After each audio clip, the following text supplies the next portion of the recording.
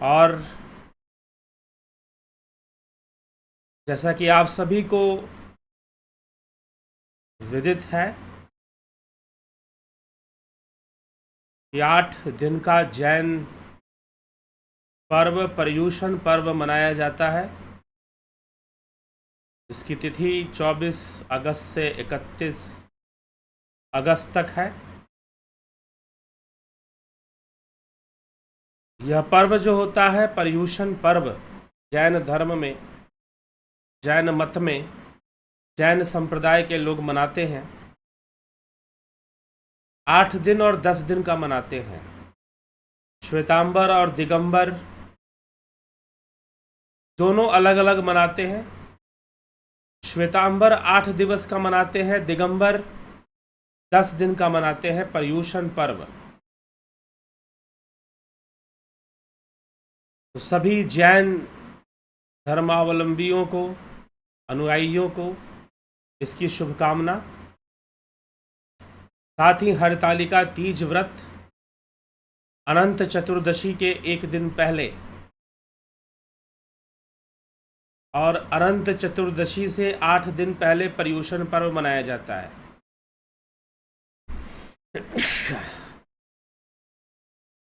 और अनंत चतुर्दशी के एक दिन पहले हरतालिका तीज व्रत मनाया जाता है।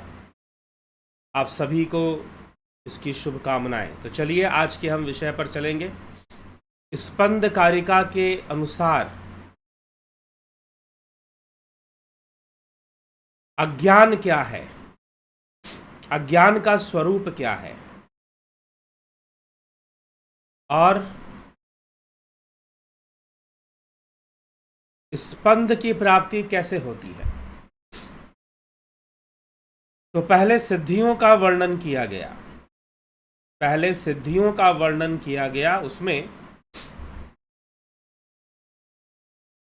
कई बातें हमने चर्चा में ली कि सावधान चित्त रहने पर भी अर्थों का ज्ञान जैसे अस्फुट यानी स्पष्ट नहीं होता, परंतु अपने उद्योग बल के प्रयत्न द्वारा सब स्पष्ट हो जाता है। यदि साधक योगी अपने चित्त को स्थिर रखे तो प्रकृति की सूक्ष्म शक्तियां, उन सूक्ष्म शक्तियों का ज्ञान उसे हो जाता है। चित्त को स्थिर रखने से और सही बात समझ में आती है। लेकिन जिसका चित्त स्थिर नहीं है, वह स्वरूप को जानकर भी उससे कोई लाभ नहीं उठाता।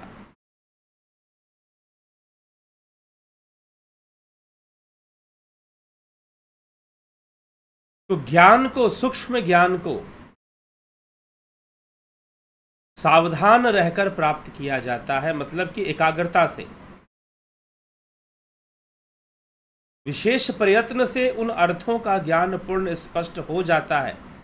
इसी प्रकार परमार्थ में भी जो वस्तु जहां स्थित है, यानी जिस देश काल और आकार में स्थित होती है, एक विशेष प्रयत्न से अपने पूरे बल का प्रयोग करने पर हर वस्तु अपने उस स्वरूप के आश्रय से तत्काल ही प्रतिभासित हो जाती है, क्योंकि उसका अपना स्वरूप आवरण रहित है तथा उसका अतीत और अनागत ज्ञान परिमित विषय है। इसमें कोई आश्चर्य नहीं है। ठीक, उत्साह जरूरी है, धैर्य जरूरी है। योग करने के लिए ये साधक तत्व बताए गए हैं: धैर्य, उत्साह, एकाग्रता। हठ प्रदीपिका योग ग्रंथ में साधक बाधक तत्वों का वर्णन आता है। तो अज्ञान का स्वरूप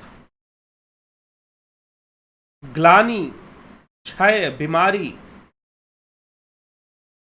अर्थात अपने आत्म स्वरूप को ना मानकर अल्प मानना ही ग्लानि या बीमारी है। अपने यथार्थ स्वरूप को नहीं जानना, उसका ज्ञान ना होना, और दूसरा इंद्रिय ज्ञान का होना ही अज्ञान है कि हम जो हमारा यथार्थ स्वरूप है, जो तत्व रूप है, जो आत्म स्वरूप है, जो आत्मा है, उसको न जानकर इंद्रिय जनित वस्तुओं को जानना, इंद्रिय जनित विषयों को जानना, यह अज्ञान है। क्योंकि इंद्रियां जो दिखाती हैं वो बहुत स्पष्ट नहीं है, परिवर्तनशील है।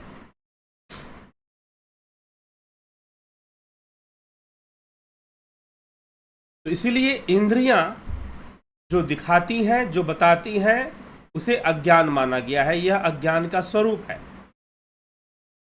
यदि आत्म स्वभाव का उन्मेष हो जाए, अर्थात उत्पत्ति हो जाए, तो अज्ञान की उत्पत्ति नहीं होती। तथा इस प्रकार ग्लानि का कारण न रहने से ग्लानि उत्पन्न ही नहीं होती। इसी से योगियों के शरीर में ग्लानि, बीमारी के अभाव हो जाने पर शरीर फली फलित ना होकर दृढ़ हो जाता है। और यह उन्मेष क्या है? एक विचार के चिंतन काल में जब दूसरे विचार का तत्काल उदय हो जाता है, एक चिंता प्रसक्तस्य यतः स्याद परोदयः उन्मेषः सतु विज्ञेयः स्वयं तपूपलक्षेत। एक विचार के चिंतन काल में जब दूसरे विचार का तत्काल उदय हो जाता है तो उसका कारण उन्मेष होता है। अर्थात दो विचारों के मध्य में जो अनुभव होने वाला भाव है वही स्पंद है। दो विचारों के मध्य में अनुभव होने वाला जो भाव है, अनेक विचार प्रकट हो रही हैं, अनेक भावनाएं उत्पन्न हो रहे हैं, उनके बीच में जो अंतराल है वही स्पंद है। क्योंकि उसी का आधार लेकर सारी चीजें हो रही हैं, उसी का आधार लेकर सब कुछ घटित हो रहा है।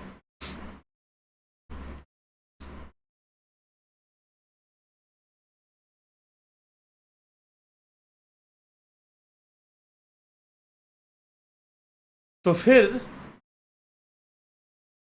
यह विचार हमें करना चाहिए कि उसके अंतराल में क्या है।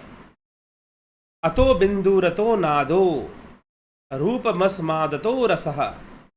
अर्थात इन उन्मेष के अनुशीलन से तेज रूप बिंदु में नाद का उदय होकर अंधकार में शब्द वाच्य प्रणव का दर्शन हो जाता है। उससे अमृत रस का स्वाद मुख में आ जाता है और इस क्षोभ के कारण तत्काल ही रस प्रवाहित हो जाता है। तो ध्यान किसका करना है? ध्यान धारणा किसकी करनी है? धारणा किसकी करनी है? एक विचार और दूसरा विचार, उन विचारों के अंतराल में, अंतराल में जो वह अंतराल है, जो वह शून्य है, उसकी धारणा करनी चाहिए। उसकी धारणा करने से स्पंद समझ में आता है, स्पंद की प्राप्ति होती है। क्योंकि वहीं से सारी चीजें उत्पन्न हो रही हैं, उसी के उन्मेष से विचार आ रहे हैं, जा रहे हैं। लेकिन एक विचार के चिंतन काल में जब दूसरे विचार का तत्काल उदय हो जाता है तो उसका कारण उन्मेष है। उन्मेष क्या है? जहां से स्पंद प्रकट होता है। इसलिए स्पंद कारिका का प्रथम सूत्र ही कहता है कि शिव के उन्मेष और निमेष से, शिव के उन्मेष और निमेष से सृष्टि होती है, संसार बनता है। स्पंद उत्पन्न होता है और उसी स्पंद से सृष्टि होती है। तो इसीलिए धारणा करो, तुमने एक श्वास ली, दूसरी श्वास, फिर श्वास छोड़ी, तो लेने और छोड़ने के मध्य जो अंतराल है, वह उन्मेष है। अब इसका अभ्यास, तो विज्ञान भैरव तंत्र शिव सूत्र पे आधारित, शैव दर्शन पे आधारित ग्रंथ है। वह ऐसी धारणाएं बताता है। उसमें एक धारणा है कि हम अपने श्वासों के मध्य ध्यान लगाएं। आती जाती श्वासों के बीच में जो अंतराल है, आती जाती श्वासों के बीच में जो गैपिंग है, उसमें आप विधि पूर्वक ध्यान लगाइए। उस अंतराल में ध्यान लगाइए, से स्पंद सिद्ध होगा, स्पंद का साक्षात्कार होगा और स्पंद सिद्ध होगा। तो अब कैसे भाई, उस अंतराल में हम कैसे ध्यान लगाएं? आती जाती श्वासों के मध्य जो अंतराल है, अगर चाहते हैं कि उस अंतराल को पकड़ें, उसकी धारणा करें सही विधि से, तो निश्चय ही आप ध्यान योग का कोर्स कर सकते हैं। ध्यान योग के कोर्स में इसका अभ्यास कराया जाता है, ऐसी धारणा कराई जाती है। तो ध्यान योग का जो कोर्स है आगे 20 सितंबर से शुरू होगा। जो भी इसके बारे में जानना चाहते हैं कि 20 सितंबर से जो कोर्स ध्यान योग का शुरू होगा, उसकी जानकारी लेना चाहते हैं, वो व्हाट्सएप मैसेज कर सकते हैं और उस पर उनको डिटेल दे दिया जाएगा कि ध्यान योग का कोर्स किस प्रकार से शुरू होगा। ठीक है,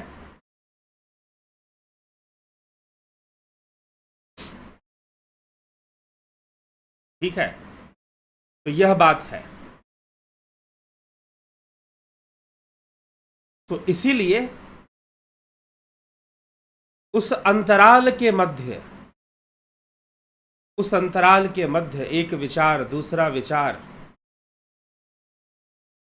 श्वास प्रश्वास, उसके मध्य जो अंतराल बन रहा है, एक विचार गया दूसरा विचार आया, उसके बीच भी एक अंतराल बन रहा है,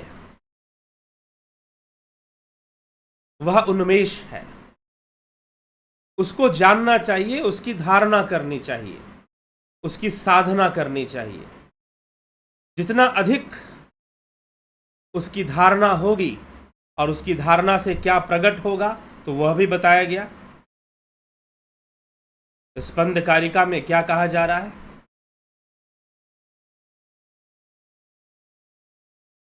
इस उन्मेष के अनुशीलन से तेज रूप बिंदु में, इस उन्मेष के अनुशीलन से आप उसका अनुशीलन करेंगे, उसका पालन करेंगे, उसकी धारणा करेंगे, तो तेज रूप बिंदु में नाद का उदय होता है। और नाद ही तो समाधि की ओर ले जाता है, नाद ही तो समाधि की ओर ले जाता है। नादानुसंधान से समाधि होती है, नादानुसंधान से समाधि होती है। ये राजयोग का रहस्य है। योग शास्त्रों में नादा अनुसंधान का वर्णन मिलता है। यह स्पंद कारिका समाप्त होने के बाद योग शास्त्रों पर चर्चा होगी। पतंजलि योग सूत्र, हठ प्रदीपिका, हठ योग घेरंड संहिता, इन सब पर एक हम बृहत चर्चा शुरू करने वाले हैं। तो योग ग्रंथ कहते हैं नादा अनुसंधान, कि नादा अनुसंधान, शिव सूत्र भी वही बात कह रहा है, अलग शब्दों में कह रहा है। शिव सूत्र माध्यम दे रहा है। हाँ, अब ये जो बात यहां स्पंद कारिका में लिखी जा रही है, इसकी जो टेक्निक है यह विज्ञान भैरव तंत्र में बताई गई है, लेकिन प्रैक्टिकल वे में इसको कैसे करना है यह हम ध्यान योग में सिखाते हैं। ध्यान योग के कोर्स में यह सिखाया जाता है, ट्रेन किया जाता है कि कैसे उस अंतराल तक पहुंचना है और कैसे उसकी धारणा करनी है। उसकी धारणा कैसे करनी है ये बताया जाता है। जो वह उन्मेष है जहां से विचार स्पंदित हो रहे हैं, स्पंद से स्पंद के स्पंदन के रूप में, ठीक है, यह संपूर्ण सृष्टि प्रकट होती है और प्रलय को प्राप्त होती रहती है। दोनों क्रियाएं चलती रहती है पैरेलल।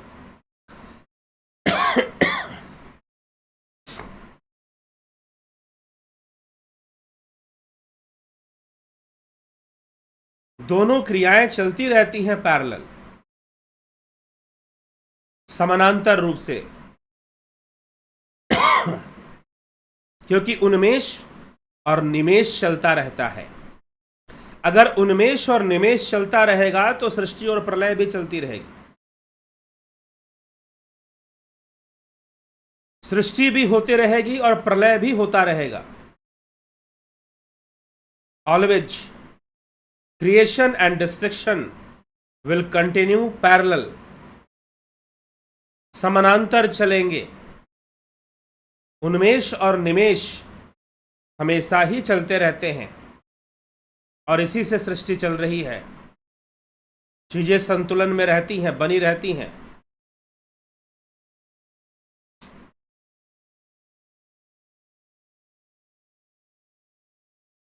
ठीक है,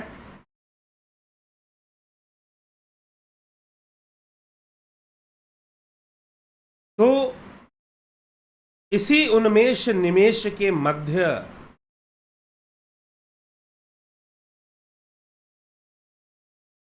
शून्य की अवस्था है।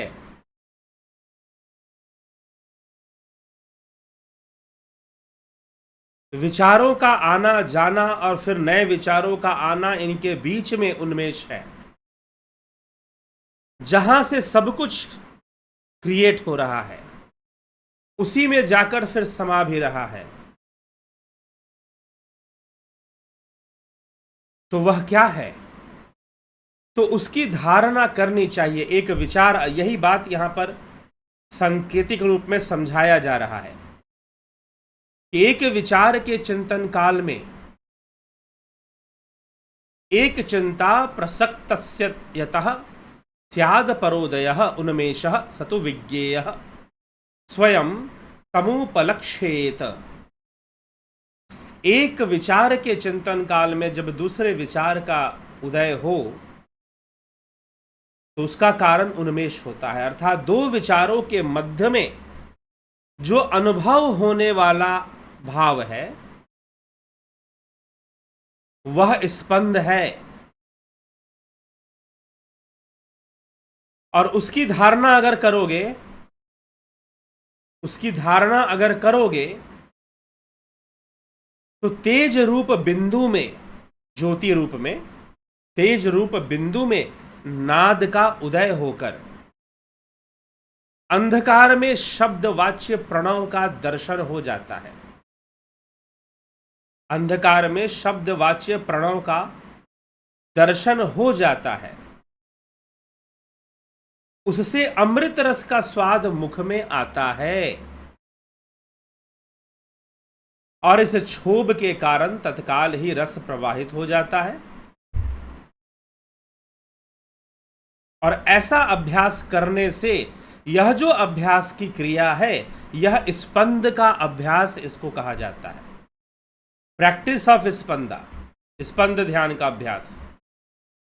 और स्पंद के अभ्यास से क्या मिलता है? निदक्षैव सर्वार्थान्यदा व्याप्यावतिष्ठते तदा किम बहुनोक्तेन स्वमेवावबोध्यस्यते। देखने की इच्छा के भाव में स्थित होकर जब हम व्यापक होकर सारे भावों में स्थित हो जाते हैं तब बहुत क्या कहा जाए, हम स्वयं ही तत्व स्वभाव से सब कुछ जान लेते हैं, अर्थात ज्ञान स्वरूप हो जाते हैं। हम क्या हो जाते हैं? ज्ञान स्वरूप हो जाते हैं, क्योंकि हमने उस पॉइंट को पकड़ लिया जहां से इस सारी चीजें स्पंदित हो रही हैं। हमने उसकी धारणा कर ली तो हम तत्वज्ञानी हो जाते हैं और हम व्यापक होकर सारे भावों में स्थित हो जाते हैं, क्योंकि सारे भावनाओं का उदय वहां से हो रहा है। एक विचार आया, एक विचार गया, आया, दूसरा आया, उसके बीच में जो अंतराल है, उसके बीच में जो अंतराल है, जो मध्य है, वही तो शून्य स्वरूप है।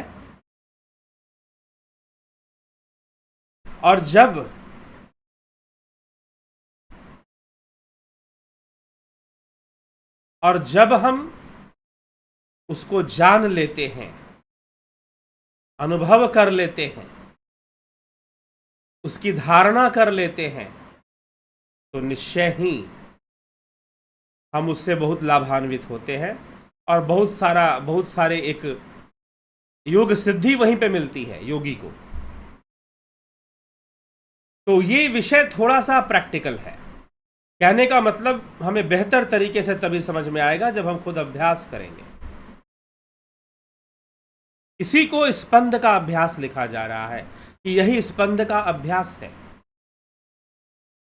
विज्ञान भैरव तंत्र की 112 धारणाओं में यह मुख्य धारणा है। प्रथम 2 धारणाओं के अंतर्गत आता है यह क्रिया।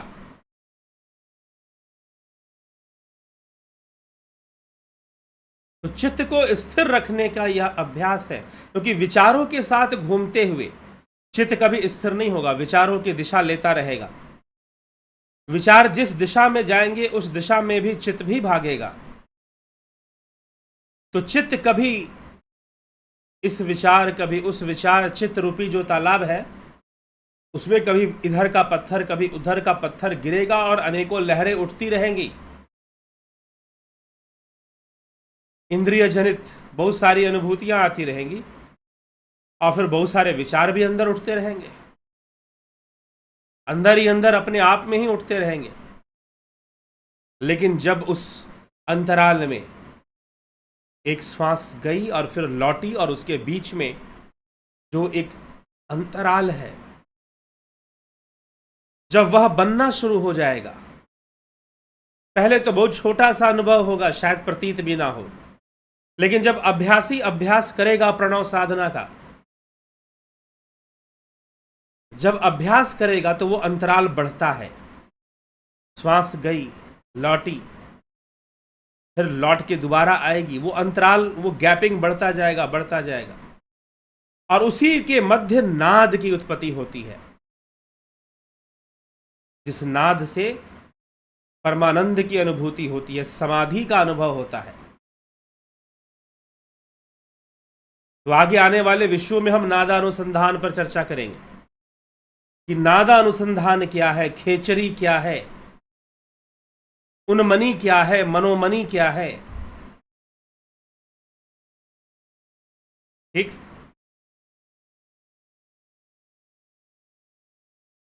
तो नादानुसंधान पर हम चर्चा करेंगे। तो नाद उत्पन्न होगा, ज्योति बिंदु में नाद उत्पन्न होगा, ऐसा कहा जा रहा है, और नाद से समाधि होगी। ठीक, नाद का उदय होकर अंधकार में शब्दवाच्य प्रणव का दर्शन हो जाता है, उससे अमृत रस की भी प्राप्ति होती है। अमृत रस की प्राप्ति होगी, अमृत साधना होगी। ये जितनी भी बातें हैं यह ध्यान योग का विषय है। यह ध्यान योग का विषय है। जो लोग ध्यान योग का कोर्स कर रहे हैं या कर चुके हैं वो इन बातों को भली भांति समझ रहे होंगे कि किस प्रकार से बिंदु दर्शन, तेज का दर्शन होता है, कैसे नाद उत्पन्न होता है और कैसे अमृत का रस मुख में आता है। यह सारी चर्चा विधिवत, प्रैक्टिकल और इसकी साधना ध्यान योग के कोर्स में करवाई जाती है। और स्पंद का अभ्यास करने से देखने की इच्छा के भाव में स्थित होकर जब हम व्यापक होकर सारे भावों में स्थित हो जाते हैं, योगी सभी भावों में स्थित हो जाता है समान रूप से, तब बहुत क्या कहा जाए, सभी भाव उसके नियंत्रण में हो जाते हैं। हम स्वयं ही तत्व स्वभाव से सब कुछ जान लेते हैं, अर्थात ज्ञान स्वरूप हो जाते हैं। नहीं तो इसके विपरीत विचारों के प्रवाह में घूमना, विचारों के प्रवाह में रहना, यह तो अज्ञानता का कारण ही बनता है। इंद्रिय जनित जितने भी विचार हैं वो हमारे अज्ञानता के स्वरूप हैं, वह सब अज्ञानता का कारण बनता है, और उस अज्ञानता के कारण ही तो मनुष्य भटका हुआ है। उस अज्ञानता के कारण ही तो मनुष्य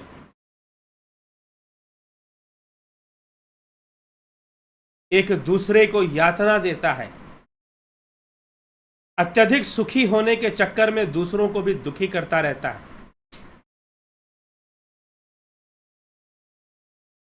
अत्यधिक सुखी होने के चक्कर में भी दूसरों को दुखी करता रहता है मनुष्य, क्योंकि वह विचारों की दुनिया में रहता है, और यह विचार इंद्रिय जनित अनुभूतियों पर आधारित होते हैं। अच्छा बुरा सब कुछ इंद्रिय जनित अनुभूतियों पर आधारित होते हैं। तो इसीलिए यह अगर हमें समझना है तो ध्यान योग को समझना पड़ेगा। आज ये जितनी भी बातें मैं चर्चा में कर रहा हूँ, स्पंद को समझने जानने के विषय में यह ध्यान योग का विषय है। और ध्यान योग का कोर्स आगे 20 सितंबर से शुरू होगा। आप ज्वाइन करना चाहते हैं 1 तारीख से आप ज्वाइन कर सकते हैं। आज 30 तारीख है, 31 कल हो जाएगा। कल श्री गणेश चतुर्दशी, अनंत चतुर्दशी का महापर्व है। तो आप ज्वाइन कर सकते हैं, जो लोग भी ज्वाइन करना चाहते हैं। 20 तारीख से जो ध्यान योग का कोर्स प्रारंभ होगा, क्योंकि किसी व्यक्ति ने ज्वाइन कर भी लिया है 20 तारीख वाला, उनका वो छूट गया था अगस्त में जो ज्वाइन करना था।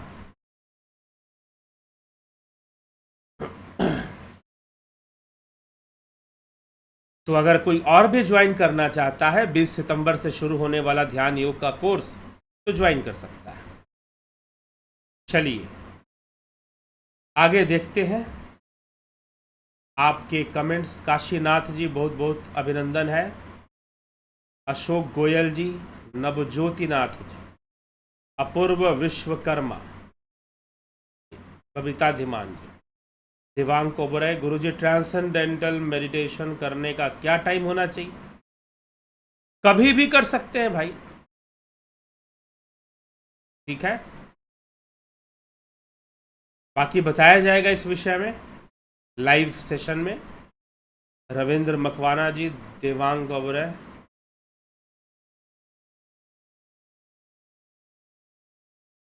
चतुर्थी वाले दिन मून को नहीं देखते। नहीं देखते इसका कुछ दूसरा कारण हो सकता है, ठीक है। क्यों नहीं देखते पता कीजिए। चंद्रमा की अनेक कलाएं हैं। क्षीण चंद्रमा होता है और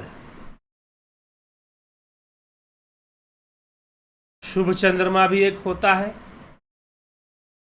तो चंद्रमा शुभ है तो देखना चाहिए, अशुभ है तो कोई अशुभ नहीं होता, क्षीण हो सकता है और शुभ हो सकता है, अशुभ नहीं होता चंद्रमा कभी भी, ये ध्यान रखिएगा।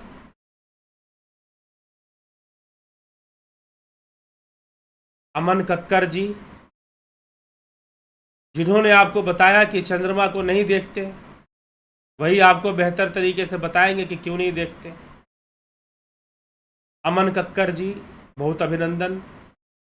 शर्मानंद पंडित, अवनी प्रधान, जोगिंदर सिंह, अर्जुन भाई चौहान, रमेश पेशवानी, विनोद कुमार सूद, अजीत अपराजित, श्वेता राय सिन्हा जी बहुत अभिनंदन है। सविता नायक जी, शिखर शर्मा, माधुरी कोले, अवधेश कुमार, AK त्यागी, आशा रानी जी, जगत नारायण जी, रूपलाल विश्वकर्मा, सुंदर सिंह रावत, सुजाता देसाई, सतीश कुमार जी, रामनिवास मीना, रतन सिंह, जलाराम राइका, योगेंद्र पंडित, कन्हई कुमार जी, विष्णु चंद्र मौर्य, उषा श्रीवास्तव, आकाश वशिष्ठ। कुछ छूटा ही नहीं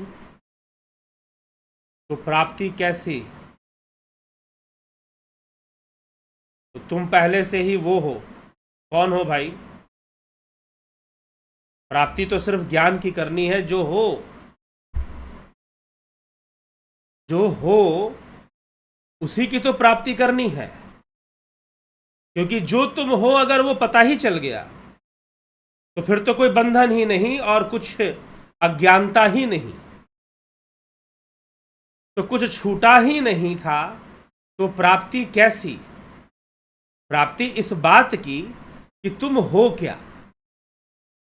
प्राप्ति इस ज्ञान की, इसलिए ज्ञान प्राप्ति की बात होती है। यह बात जानने की बात होती है कि तुम हो क्या। लेकिन जानना क्या कोई विचार है या अवस्था है? प्रश्न यह है। आकाश वशिष्ठ जी, जानना क्या विचार है या अवस्था है? अगर विचार है तो विचारो, तो विचार तो बातें हैं, बातों पे बातें मारते रहो, क्या दिक्कत है? फिर ध्यान, योग और योग की कोई आवश्यकता ही नहीं है। ठीक है, ध्यान योग करने की या योग करने की कोई आवश्यकता ही नहीं है फिर तो, या कुछ भी करने की कोई आवश्यकता नहीं है। फिर भूख हमें लगे तो भोजन करने की भी आवश्यकता ना पड़ेगी, क्योंकि अगर हम मर भी गए तो वही हैं और ना मरे भी तो भी वही हैं। अगर ये शरीर छूट गया तो भी हम वही हैं और ना छूटा तो भी हम वही हैं। तो फिर कुछ भी करने की आवश्यकता नहीं है, ना भोजन करने की, ना कोई कर्म करने की। तो इसीलिए जब भी कोई बड़ा वाक्य हम लिखते हैं तो उसके पीछे की समझ स्पष्ट करनी चाहिए। इसीलिए आदि गुरु शंकराचार्य जो कहते हैं कि आत्मा ही सत्य है, लेकिन परमार्थ में सत्य है, व्यवहार में नहीं है। इसमें सत्य है, परमार्थ में सत्य है, व्यवहारिकता में सत्य नहीं है। व्यवहारिकता में तो इंद्रिय जनित विषय ही सत्य नजर आते हैं, इंद्रिय जनित विषय ही सत्य नजर आते हैं। तो परमार्थ तक पहुंचना पड़ेगा।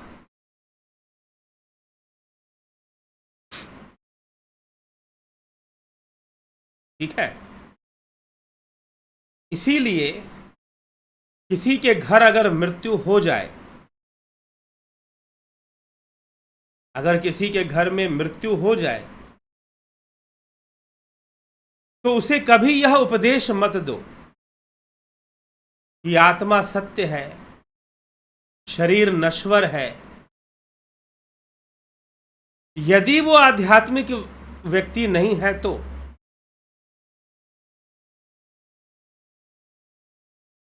क्योंकि दूसरों के विषय में सिद्धांत देना बहुत ही सरल होता है, अपने विषय पर, अपने जीवन पर सिद्धांत देना इतना सरल नहीं, इतना सरल नहीं है। ये समस्या आ जाती है। इसलिए जो वाक्य प्रयोग हो रहा है, क्या उस वाक्य की गहराई कितनी है, या उस वाक्य को समझा गया है या सुनकर लिखा गया है।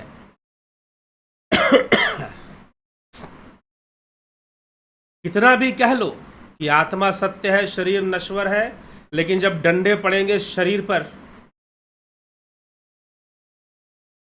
तो चिल्लाओगे कि नहीं चिल्लाओगे?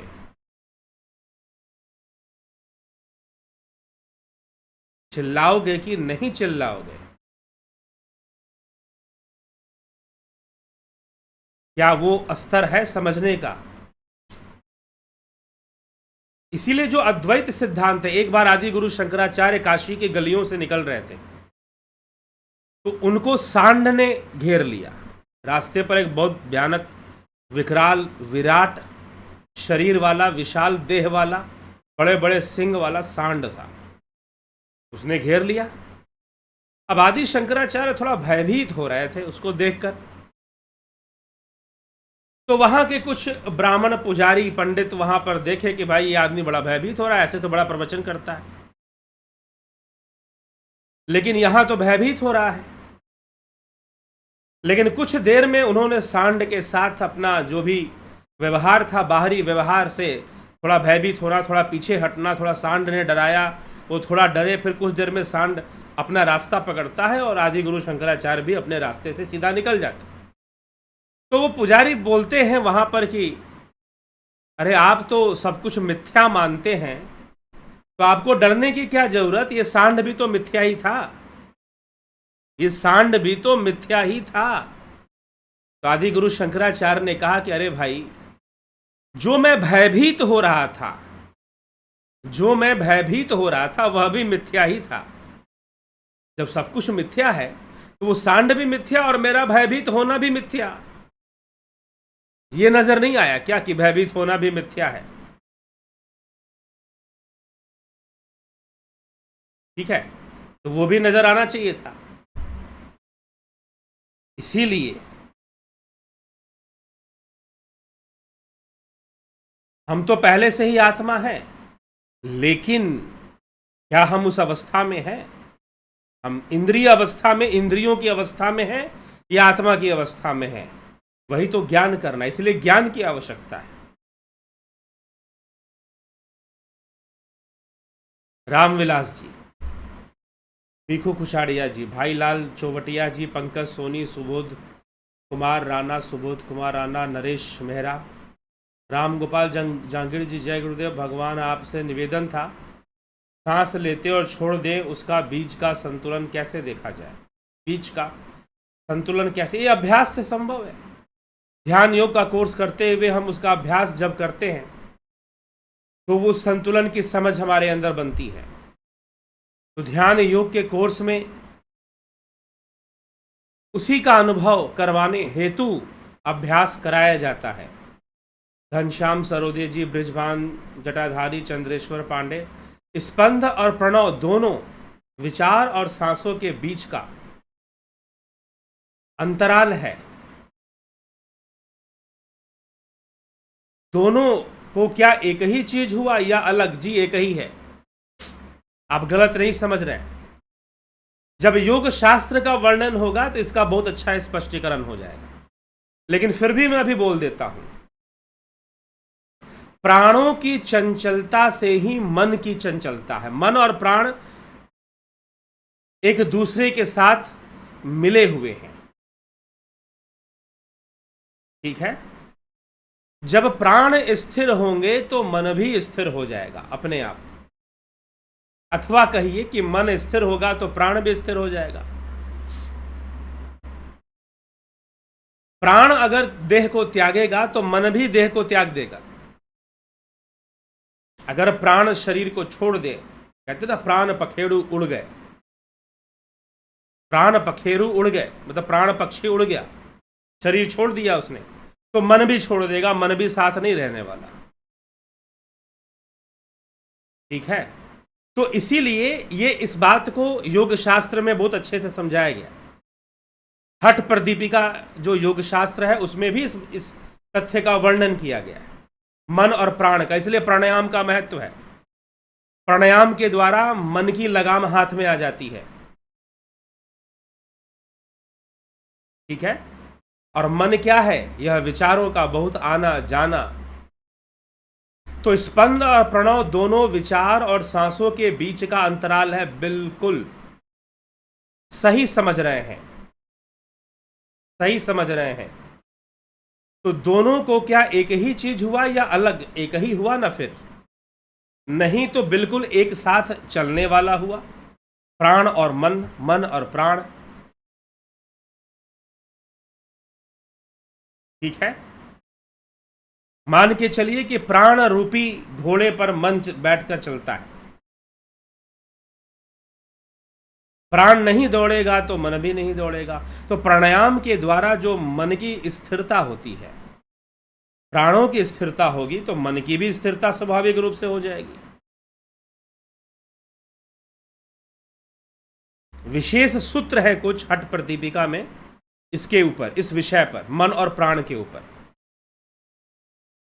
तो इसीलिए हम मन को नियंत्रण करने के लिए प्राणायाम करते हैं, कुंभक करते हैं। कुंभक, वास्तव में कुंभक को ही प्राणायाम कहा गया है, और उसमें जो सबसे श्रेष्ठ है वो केवली कुंभक है, जहां पर केवल कुंभक मतलब रेचक और पूरक नहीं होगा, सिर्फ कुंभक होगा। वो अपने आप होगा, वो जबरदस्ती नहीं होगा, मतलब रेचक नहीं करना है, पूरक नहीं करना, अपने आप कुंभक की अवस्था बनेगी। तो वह प्रणव साधना से बननी शुरू होती है। जिन लोग प्रणव साधना जो लोग करते हैं उनको बताया गया यह बात। तो यह जो प्रश्न आपने किया यह बहुत ही सुंदर प्रश्न है। सुंदर बात है कि विचारों और श्वासों के बीच का अंतराल, जी हां, सही समझ रहे हैं। मैंने यह विषय ऊपर नहीं बताया था। सही समझ रहे हैं कि विचारों के बीच का अंतराल को पकड़ने के लिए श्वासों के बीच के अंतराल को हम पकड़ते हैं। और श्वासें कहां से चल रही हैं? तो प्राण से चल रही हैं, प्राणवायु से चल रही हैं। प्राणों की चंचलता के कारण ही श्वासें चल रही हैं। प्राण स्थिर होंगे तो ये श्वासें भी स्थिर हो जाएंगी, फिर कुंभक की अवस्था बनती है। प्राण स्थिर होंगे तो ये श्वासें भी स्थिर हो जाएंगी। अब ये सारी बातों का अभ्यास कहाँ होता है? ध्यान योग कोर्स में होता है। जिन लोगों ने ध्यान योग कोर्स किया हुआ है दे नो वेरी वेल कि मैं क्या समझा रहा हूं, क्या बता रहा हूं, ठीक ना? तो ध्यान योग कोर्स में यही चीज बता दी जाती है। लेकिन हाँ, यहां पर विचारों के अंतराल की बात हो रही है। जी हाँ, उस विचारों के अंतराल में पहुंचने के लिए भी वही अभ्यास करना है, श्वासों के का जो अंतराल है, क्योंकि प्राण और विचार का संबंध है, मन और प्राण का संबंध है। दोनों एक दूसरे के बिना नहीं रह सकते हैं।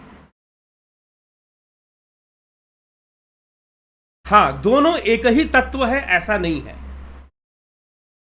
दोनों एक ही तत्व है ऐसा नहीं है, लेकिन आधारित हैं, डिपेंड करते हैं। जैसे कि अन्नमय कोश के ऊपर प्राणमय कोश के ऊपर मनमय कोश, सब एक दूसरे पर डिपेंड हैं जी, निर्भर हैं।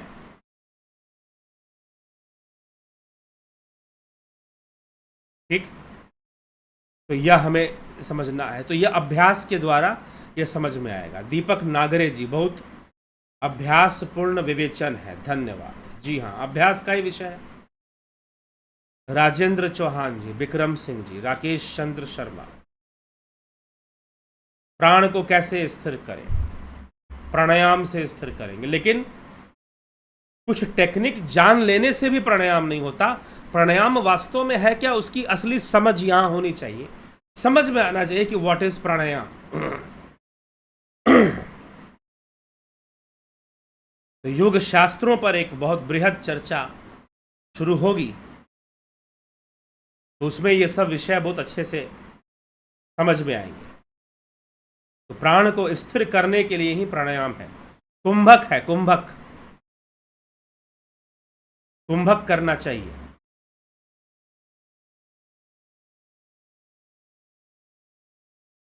ठीक, चलिए। अशोक माली जी, ओम नमः शिवाय। तो कुंभक का जितना अच्छा अभ्यास होगा, जितना अच्छा आप कुंभक का, वैसे तो देखिए योग शास्त्र कई प्रकार से कुंभक बताते हैं, लेकिन सारे विषयों को प्रवचन या बोलकर या विचारों के माध्यम से स्पष्ट नहीं, अभ्यास के माध्यम से स्पष्ट किया जा सकता है। तो ध्यान योग का कोर्स होता है, जरूर ज्वाइन कीजिए। वो योग शास्त्र पर आधारित कोर्स है, शिव सूत्र पर आधारित कोर्स है। ज्वाइन कर कर उसका पूरा पूरा लाभ उठाइए।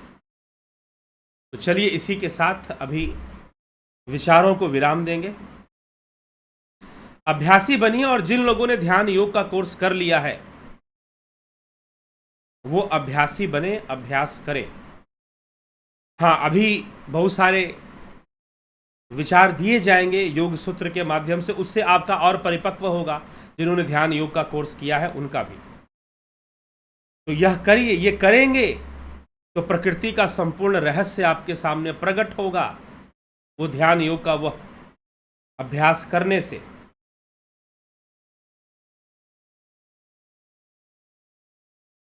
चलिए, इसी के साथ विराम देते हैं आज के विचारों को। कल फिर मिलते हैं लाइव चर्चा में। बहुत बहुत आभार आप सभी का।